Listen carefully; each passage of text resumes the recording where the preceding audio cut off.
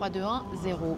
Bonjour à toutes et à tous. Le tourisme, on en parle tout de suite. Le tourisme qui a le potentiel de faire énormément de bien ou énormément de mal. C'est une citation de l'ancien directeur du programme des Nations Unies pour l'environnement et qui résume les impacts que les voyages peuvent avoir sur notre planète. Souvent bénéfiques pour les vacanciers et l'économie locale, mais avec des conséquences qui peuvent être néfastes pour la biodiversité, bien évidemment. On en parle tout de suite avec Laurence Chabanis et Maude Ubidos. Bonjour à toutes les deux, soyez les bienvenus. Les impacts du tourisme en matière de pollution, qu'elle soit sonore, visuelle, qu'elle touche les déchets, également commencent à être bien connus.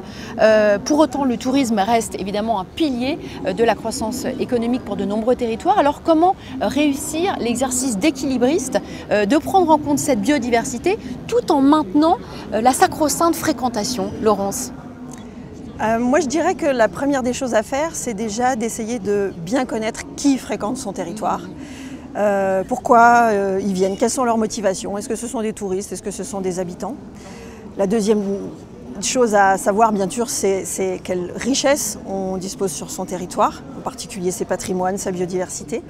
Et ces deux diagnostics, de les partager avec les acteurs locaux et de faire confiance à leur intelligence collective, en fait, tout simplement, pour que, ensemble, on trouve des solutions pour gérer ces éventuels problèmes de fréquentation.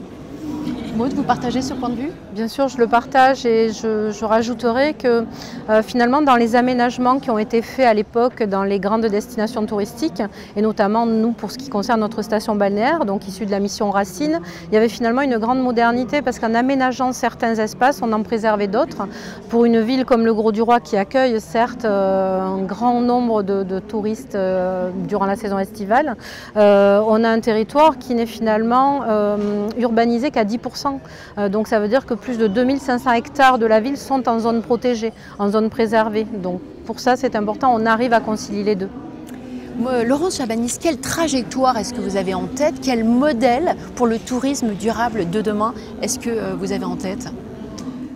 Je ne sais pas s'il y a un modèle unique en fait. Le tourisme, oui, le tourisme c'est quand même une activité très particulière. Ça comprend de l'hébergement, du transport, de la restauration, du guidage, des grands groupes comme des toutes petites entreprises. Et voilà, devant cette diversité, il faut dire aussi que le tourisme c'est l'activité, je pense, qui a le plus souffert du Covid.